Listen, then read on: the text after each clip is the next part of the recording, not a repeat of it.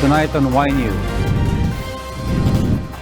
former Senate President Juan Ponce Enrile suggests that Senator LIma and former Senator Mar Roxas should be barred from seeking public office due to the alleged irregularities in the implementing rules and regulations of the GCTA law.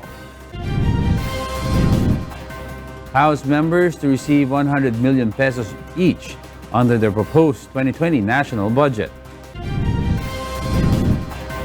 A legal expert says using government funds as bounty to capture heinous crime convicts freed due to the GCTA law is illegal.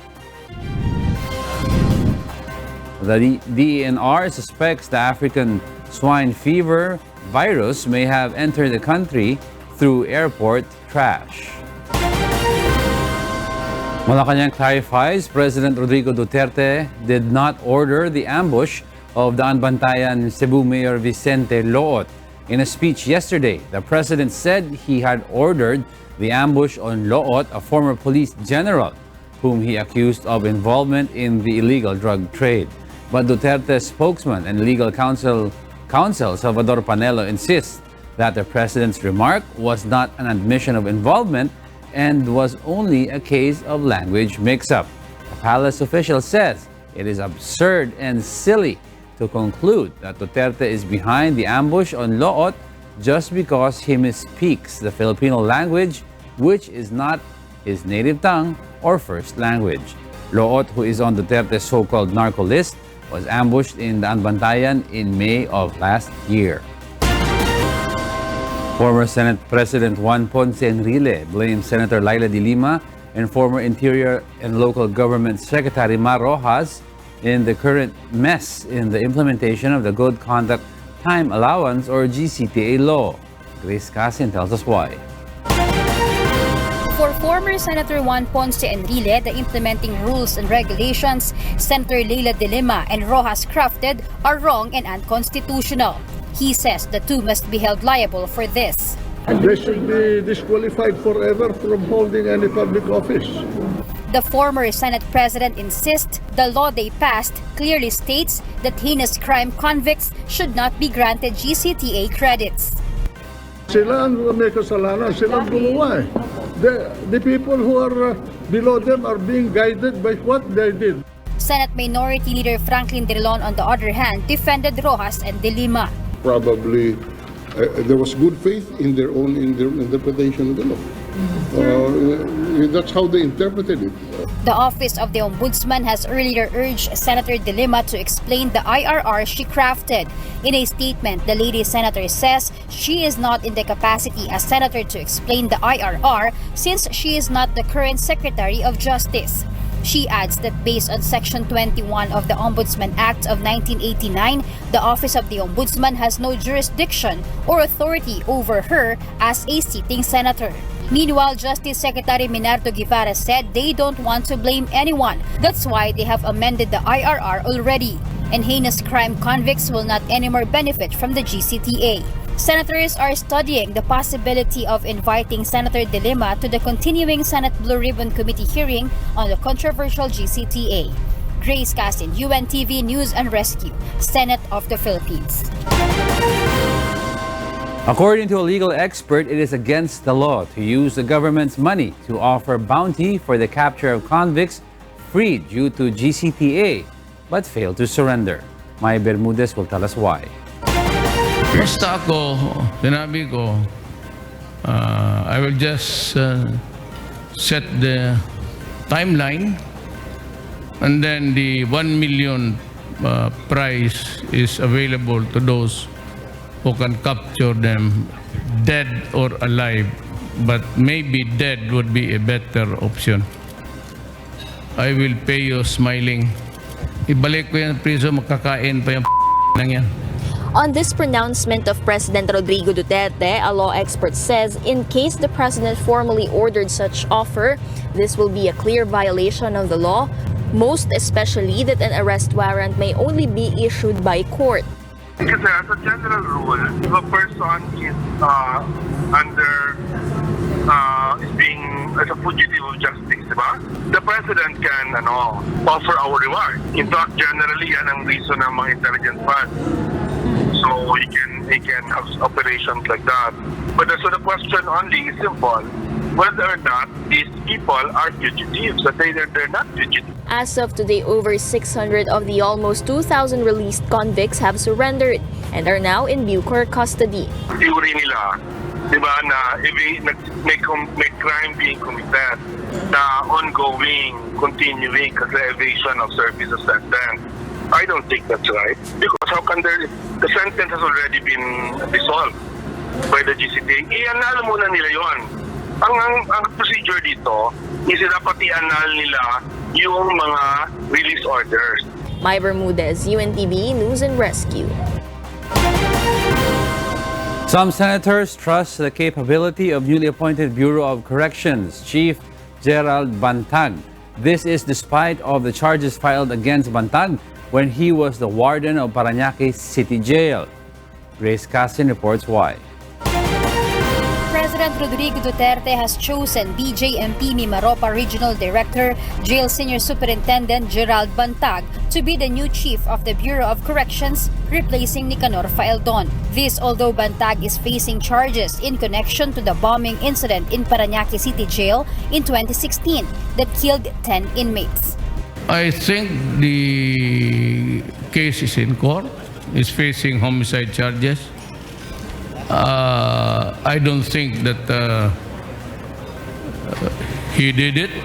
Okay. If he did, then baka mag-convict siya. But in the meantime, gusto ko siya. Okay. Kasi nagtatapon ng granada. Daw.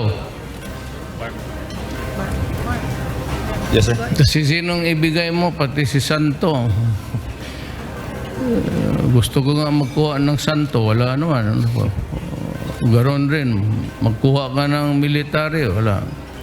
O dito ka sa talagang may experience sa BJMP.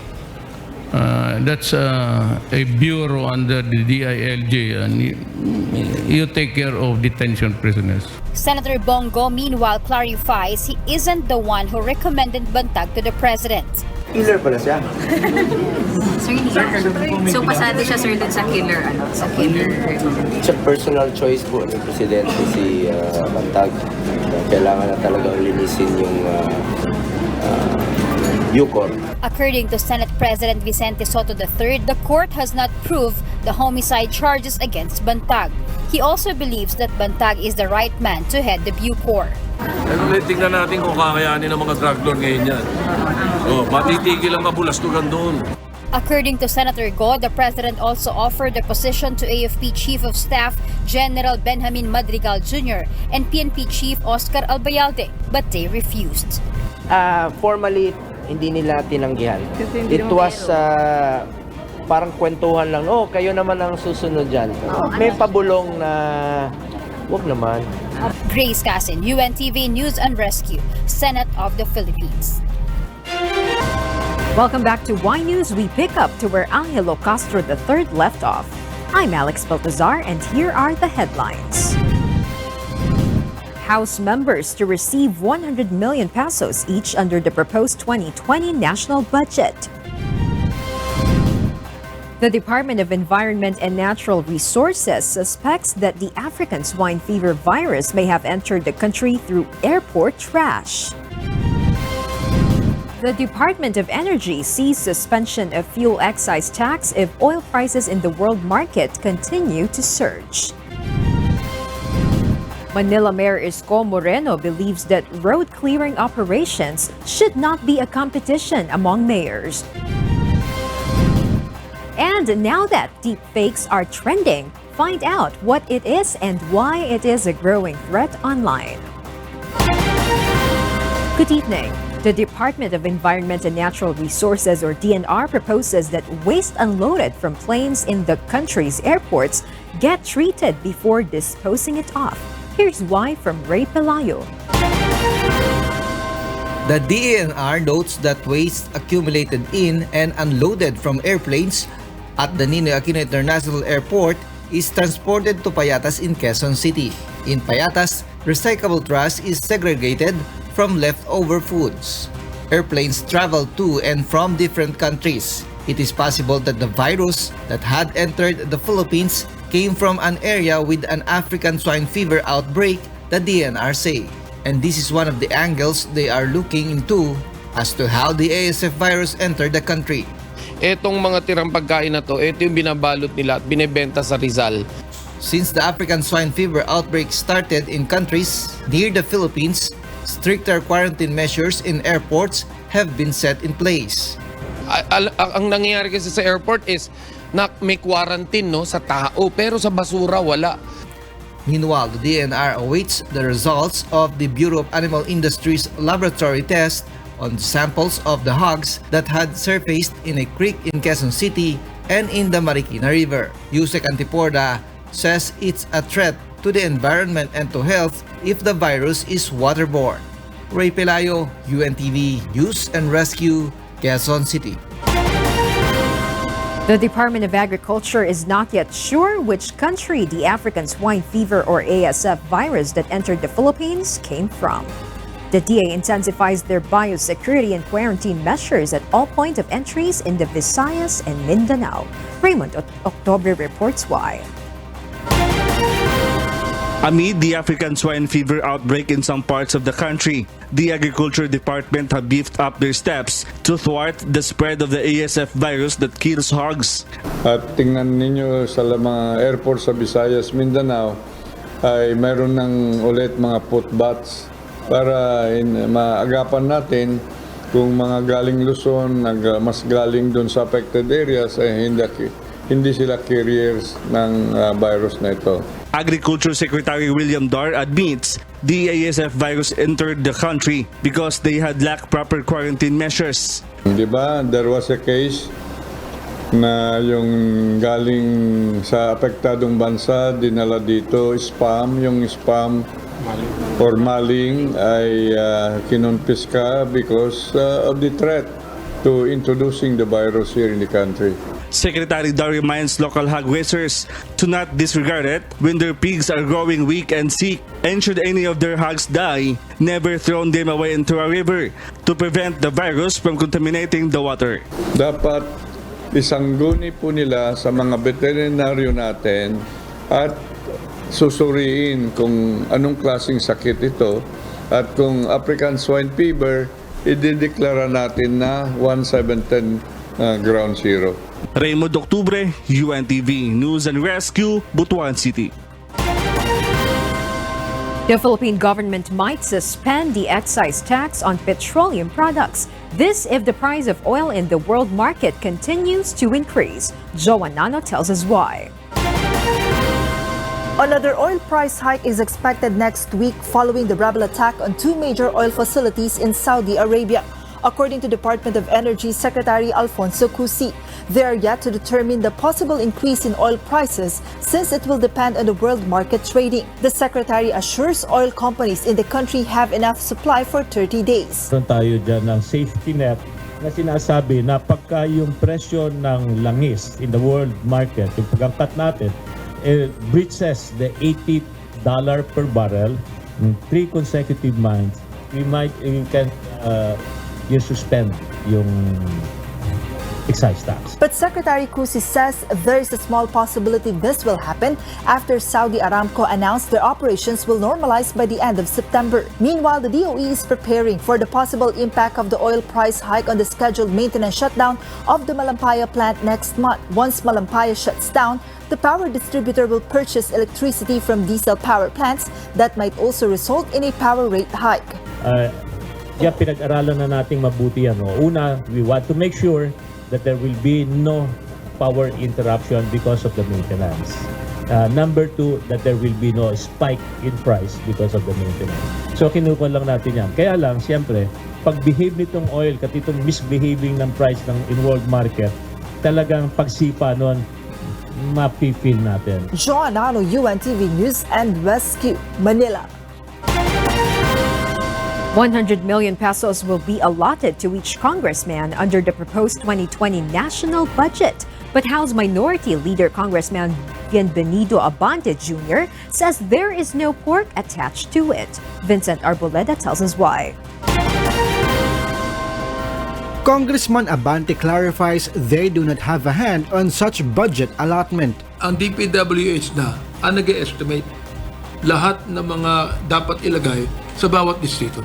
The House Minority Leader also said a congressional district can get an amount bigger than 100 million pesos depending on the needs as assessed by the Department of Public Works and Highways. And the congressman has the right to be able to identify but not to put in the money for it. Which becomes sport kung talagang pinagagawin. Congress cannot can cut but cannot add.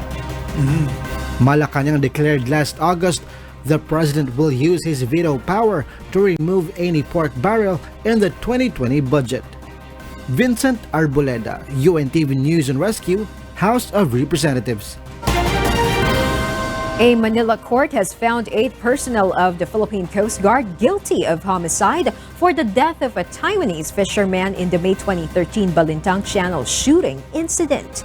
The Manila Regional Trial Court Branch 15 has ruled they are liable for the death of Hong Shi Cheng and sentenced them 8 to 10 years in prison. They have also been ordered to pay the victim's family 100,000 pesos in damages. The PCG men have been insisting that the Taiwanese were illegally fishing in Philippine waters and tried to ram the Coast Guard vessel. A chase ensued and they shot at the vessel's engine to disable it but hit the victim instead. Their lawyer says they will appeal the trial court's verdict. The Department of Public Order and Safety, or DPOS, continues to dismantle structures that occupy public roads and spaces in Quezon City. Today, they interrupted the construction of a house. Aiko Miguel details why. In spite of President Rodrigo Duterte's order to clear public roads of obstructions, some Metro Manila residents remain uncooperative with authorities. Like the owner of a 4-story house which QC Depots found its construction ongoing on a sidewalk in Barangay Escopa 3, Quezon City. Na-encroach na yung kalsada natin at nung pinahinto natin yung construction. Anong hanapan natin ng dokumento, walang may pakita. Barangay Chairman Beth Daloraya said she had forbidden the construction, but the house owner did not listen to her. Mga pagkakataon siguro na hindi nila hindi pa nila nararamdaman na kailangan talaga ng building permit sa bawat pagpapagawa ng bahay. DPOS warns residents to obey the law to not waste money, time, and effort in building illegal structures. Some residents in this barangay asked for ample time to self-demolish parts of their houses which occupy or block sidewalks.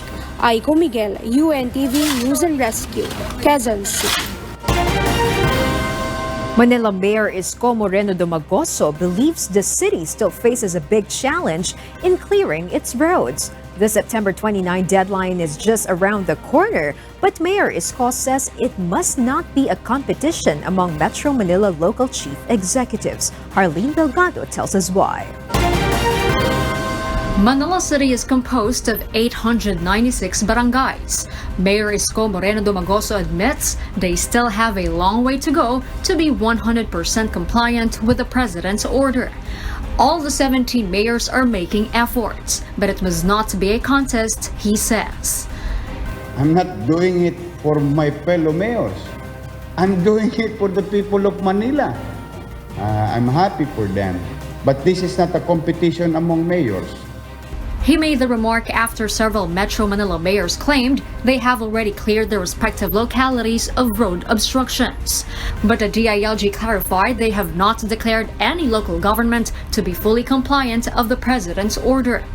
According to the mayor, most of the problematic streets in the city is in 3rd District, which include Quiapo and some parts of Tondo. Whether mamit namin o hindi man namin mamit, it doesn't matter because we will continue. When asked why obstructions still persist in some areas, the mayor said, Because of lack of governance in the past. Nahirate. Nakasanayan. Mayor Isko remains firm with his warning. that barangay chairman will face appropriate charges if they do not obey the clearing order and if they fail to submit proper inventory to the city government. Harleen Delgado, UNTV News and Rescue, Manila. And to complete the most significant news for this day, Y News continues. Here are the top stories. President Rodrigo Duterte is eyeing to speed up the release of sickly and aging prisoners in the new Bilibid prison, specifically inmates who are 70 years of age and above. Mirasol Abogadil will tell us why. I'll ask the administration, whoever will take over, or the Secretary of Justice to fast-track yung mga sakit na at talagang matatanda na. Ako magkita ko, 70 years or 75, 70.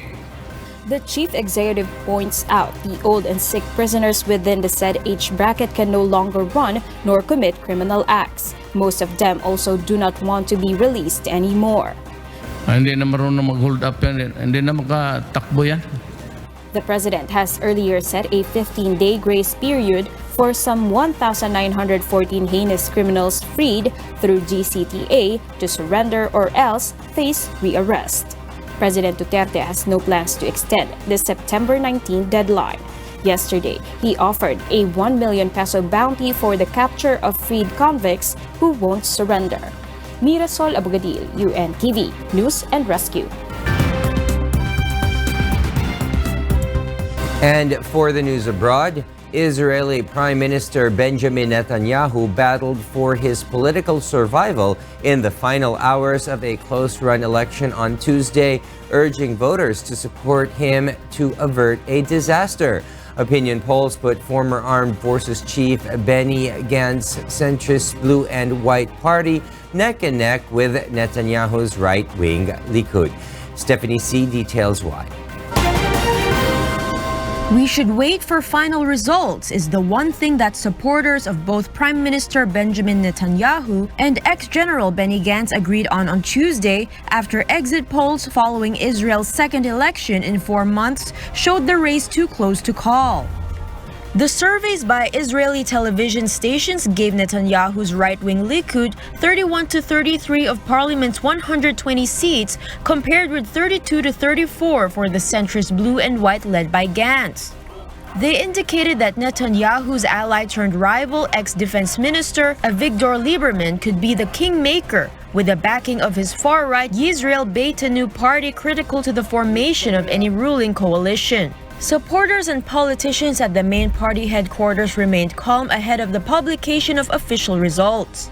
I think that it's too early to decide. We have to wait to the actual results. We have been in this scenario 4 months ago, and we've seen that the whole picture has changed. I think that we already can say that the majority of the Israelis would like to see a different government, a unity between the big parties inside Israel that will represent the majority of the Israelis, the Zionistic interest.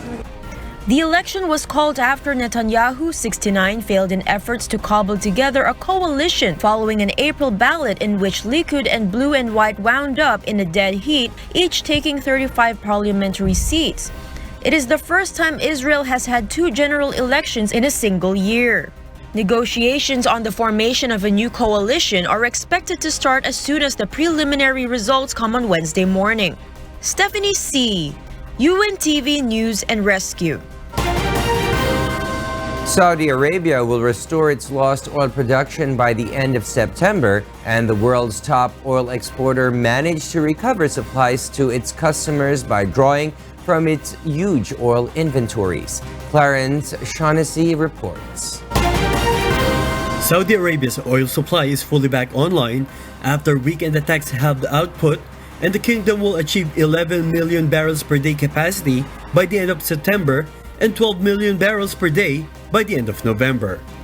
Energy Minister Prince Abdulaziz bin Salman said that oil production in October would be 9.89 million barrels per day and that the world's top oil exporter would keep full oil supplies to customers this month. تم خلال اليومين الماضيين Over the last 2 days, the damage has been contained and more than half of the production capabilities that were damaged as a result of the attack have been recovered. Bin Salman said Saudi Arabia would keep its role as the secure supplier of global oil markets, adding that the kingdom needed to take strict measures to prevent further attacks. Meanwhile, U.S. Vice President Mike Pence said the United States was reviewing evidence that suggests Iran was behind the attacks on Saudi oil facilities and stands ready to defend its interests and allies in the Middle East. President Donald Trump had warned that the United States was locked and loaded to respond to the attacks, but has emphasized he does not want a war. Pence said Secretary of State Mike Pompeo was traveling to Saudi Arabia to discuss the response to the attacks. America will maintain our energy dominance. We will maintain our momentum toward energy independence. And the United States of America will take whatever action is necessary to defend our country, our troops, and our allies in the Gulf. You can count on it. Iran has denied being behind Saturday's attacks. The Houthi group, an ally of the Tehran, which is a fighting Saudi-led coalition in Yemen, says it conducted the strikes with drones which were empowered by both normal and jet engines. The truth is, our maximum pressure campaign against the Iranian regime is working. But know this, if Iran conducted this latest attack to pressure President Trump to back off, they will fail. Clarence Shaughnessy, UNTV, News and Rescue. And in other news, more than 30 orangutans in Kalimantan on Tuesday were being treated at a rehabilitation center suffering from respiratory issues triggered by smoky forest fires in Indonesia. Officials from the Borneo Orangutan Survival Foundation reported that 31 orangutans were suffering from various breathing-related ailments and were being treated with nebulizers and antibiotics. They said the fires were barely 300 meters from one of the rehabilitation centers in Nyaru Menteng. Fires have ripped through more than 328,000 hectares of forests and peatlands in Indonesia since January, causing a choking haze to envelope some cities in Borneo and the island of Sumatra, according to the country's disaster mitigation agency. Meanwhile, two brothers in their early 20s have been accused of running what authorities say could be one of the largest operations to manufacture and sell illegal THC-filled vaping cartridges in the United States. Meanwhile, two separate suicide bombings rocked Afghanistan on Tuesday, killing at least 48 people and wounding 80 others. Kaf Dumaraos has the details. In Afghanistan, Taliban suicide attackers killed at least 48 people in Afghanistan, their deadliest bombing taking place near an election rally by President Ashraf Ghani, although he was unhurt. At least 22 people were killed and 26 others wounded after a suicide bomber detonated his explosives around noon near the buildings of the Afghan Defense Ministry and the U.S. Embassy, according to the Afghan Interior Ministry. Eyewitnesses said that the area was crowded at the time of the bombing and the casualties are feared to rise. In a separate incident, a bombing hit a presidential election campaign rally earlier in the day in Charikar, the capital of Central Parwan province, killing 26 people and wounding 42. The Taliban has claimed responsibility for the two attacks. In Ecuador, Ecuador said Monday it was opening an investigation into a company and employees of the government of former President Rafael Correa for the suspected leak of databases containing information on the South American country's citizens. Ecuador's telecommunications minister said the country received an alert about the suspected breach in a server based in Miami in September 11 and immediately took measures to protect the data. The minister, Andres Michelena, said the information came from 2 or 3 public institutions and that a private company and public sector employees from the government of former Ecuadorian President Rafael Correa, who worked on the National Information System, were suspected in the leak. And in the USA, 2 Wisconsin brothers have been accused of running an illegal vape cartridge manufacturing ring. Tyler and Jacob Huff-Hines appeared in a Kenosha County court on Monday after authorities seized more than 31,000 vape cartridges filled with THC oil, according to local media. Tyler Huff-Hines was charged with possession with intent to deliver, drug trafficking, and identity theft. Jacob Huff-Hines was charged with possession of a firearm, cocaine, THC, drug paraphernalia, and a controlled substance. U.S. health officials have linked a string of severe lung illnesses to vaping of both nicotine and cannabis products. Nearly 400 cases have been reported, 6 of them fatal, according to the U.S. Centers for Disease Control and Prevention. Kat Dumaraos, UNTV News and Rescue.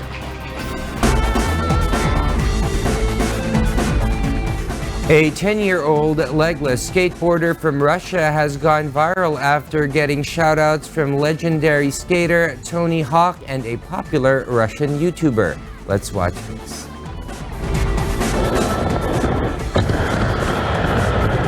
Russian 10-year-old skateboarder Maxim Abramov recently woke up to find thousands of new followers on his Instagram and dozens of personal messages from people across the globe after a video of him was reposted by skateboarding legend Tony Hawk on September 12. Hawk shared a video of Maxim, filmed by his coach Pavel Mushkin, with his 4.6 million followers, calling the boy his new favorite skater. When asked what he felt about it, Maxim, who is called Max by his coach and friends, said he couldn't describe the feeling before jumping with his hands.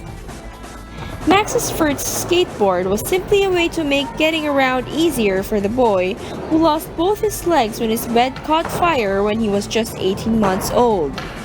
The tragic incident was widely reported in Russian media when it happened in 2011. Max's biological mother was eventually charged with neglect and lost parental rights as a result of the tragedy. Max was later adopted by a family in St. Petersburg, and now he plans to become a professional skateboarder. He says that at first, a skateboard was just more comfortable than his prosthetic legs, until one day he accidentally rolled into a skate park and was approached by a coach. Today he performs difficult tricks and is praised by his coach for being focused and tireless. Pavel Mushkin says Max trains hard and takes part in all available competitions he can, with hopes of one day taking part in the Paralympic Games. Although for now, skateboarding is not part of the competitions. Leah Panganiban, UNTV News and Rescue. A woman who was treated for breast cancer a year ago has become the first person to swim across the English Channel 4 times non-stop. Nina Armilio has this story. U.S. endurance swimmer Sarah Thomas becomes the first person to swim across the English Channel 4 times without stopping, refueling only on a liquid formula during her 54-hour feat. The 37-year-old woman from Colorado performed her record-breaking swim a year after receiving treatment for breast cancer and dedicated her achievement to fellow cancer survivors. She came ashore on a beach near Dover, on the south coast of England, exhausted and with a sore throat from all the salt water. I feel a little sick. I'm not surprised, but you're still eating! It's been a while since we had something. So, yeah, I can imagine. In theory, the route that Thomas swam should have been 80 miles long, but due to strong currents on the channel, she in fact swam 130 miles. I was throwing up. I was sick. She said, "You got this." My husband said, "Keep going." She said she saw lots of fish and jellyfish along the way. Previously, 4 swimmers had crossed the water between England and France 3 times without stopping. Nina Armilio, UNTV News and Rescue. Knowledge and technology continue to advance day by day. What used to be impossible is now possible. What about copying the exact facial features, voice, and event gestures of a person? That is called deepfake. Here's Mon Hokson to tell us more about it. Right now, I'll say, "How old are you?" What did you notice on this video? Her older sister is 4.5, and I go, "No, you're not. You're not 4.5." And then, Is there something different? Let's take a look again. oh, I'll say, how old are you? And she goes, I'm 4.5, which is her older sister's 4.5. And I go, no, you're not 4.5. And then How about on this video? Pay attention to the screen. But he was like trying to place me, you know? So he sat down next to me, he's like, You can't believe it, right? That's how advanced technology is now. This is called deep fake. Deep fake is a technique for human image synthesis based on artificial intelligence. If we used to be fooled by pictures before, now videos can also be faked and appear to be real. Deep fake is frequently used in movies like in the Star Trek. Though an actor have died a long time ago, deep fake technology can make him appear alive again. But what's scary is what if it's used for something not good? Watch this video, former US President Barack Obama. It looks real, yeah? Saying anything at any point in time. Even the voice was copied, but the Obama on this video isn't real. It's deep fake. A Chinese cybersecurity expert has recently warned the public to avoid using the peace sign or Caesar hand pose on social media. He says this can be used to grab your fingerprint details, especially now that mobile phone cameras have high resolution. According to a data privacy expert, one must avoid downloading applications to their cell phone, more so if the app gets the user's sensitive information. Yun, medyo delikado yun. Kasi hindi natin alam kung niya gagamitin ito, saan niya store to. And possibly, baka nga maging cause or maging dahilan ng pagkakaroon ng identity theft. Hindi natin alam, ginagamit na pala yung mukha natin sa advertisement or some malicious intent na ginagawa nila. Experts advise the public to be meticulous in posting pictures on social media. Be wise and don't believe in everything in the internet. Mon Hokson, UNTV News and Rescue. An international non-governmental organization led by a Filipino-American Harvard alumni makes sure 200 known patients affected by XDP or X-linked dystonia Parkinson's in the country are taken care of. Nina Armilio details why. A Harvard University Bachelor of Arts cum laude in 1992, with a Master's in Public Policy or MPP in 1996. Google the name and you'll see tons of accomplishments. Attorney Geraldine Acuña Sunshine, the first Filipina to be part of Harvard University's Board of Overseers, has achieved so far. Right off the bat, she's got passion in what she does. One of her biggest achievements, she says, is the creation of Sunshine Care Foundation for Neurological Care and Research. Sunshine Care Foundation has a mission to find the cure for X-linked dystonia Parkinsonism and to care for patients and their families with XDP together with various institutions. The foundation started as a scientific endeavor to really try to find the cure for this disease, but of course you're helping people. So it had to have this humanitarian aspect where we care for the patients, provide free medical care, socioeconomic help, resilience training in the communities, especially in Capiz and the rest of Region 6. XDP is an adult onset genetic movement disorder which primarily affects males of Filipino descent, especially those with ancestry from the Visayas region of the Philippines. And so what happens is the wife ends up having to care for the husband, having to care for the children, having to work a job, and she is very stressed out and stretched thin. And sometimes the stress is so high that she just leaves. Di na niya kaya eh. Sunshine Care is one of the 5 beneficiaries of Wish 1075 when the FM station celebrated its 5th year in the industry with a 365 anniversary concert on August 25. And Attorney Geraldine is grateful for the gift, which will benefit not just the XDP patients under their care, but also their families and communities. I care about the patient so much because I see my brother in every patient. And to me, it doesn't matter who you are or what you do. what your job was, what your status is in life.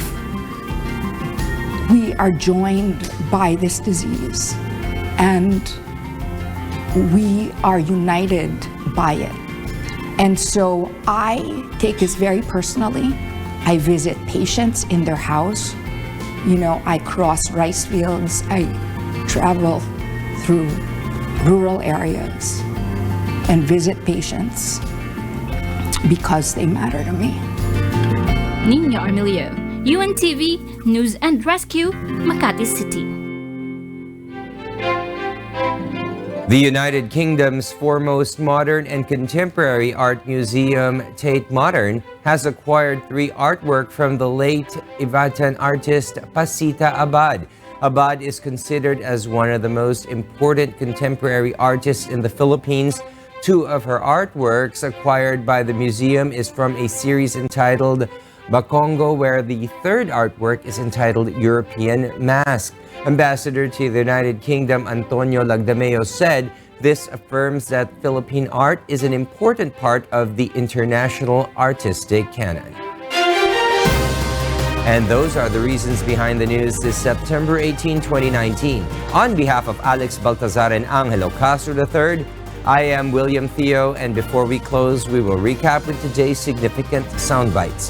Because we need to know, we will always ask why. Good evening. Ninja cops who are protectors, who are somehow helping the drug queen to distribute drugs. Sila rin ang nagbebenta ng mga illegal na droga. Minsan naman may mga assets din sila na yung mismong mga assets nila ang nagbebenta ng illegal na droga. She's a very powerful with connections with the law enforcement agencies, may connection din siya sa mga politika. And I think naging politician din siya once sa isang, hindi ko lang alam kung gaano katagal, pero naging politician din siya. Sila ang may kasalanan, sila ang gumawa. The people who are below them are being guided by what they did. Ang nangyayari kasi sa airport is na may quarantine sa tao, pero sa basura wala. The congressman has the right to be able to identify, but not to put in the money for it. Which becomes sport. Talagang pinagagawin. I'll ask the administration, whoever will take over, or the Secretary of Justice to fast-track yung mga sakit na at talagang matatanda na. Ako mag-set ako, 70 years old or 75, 70,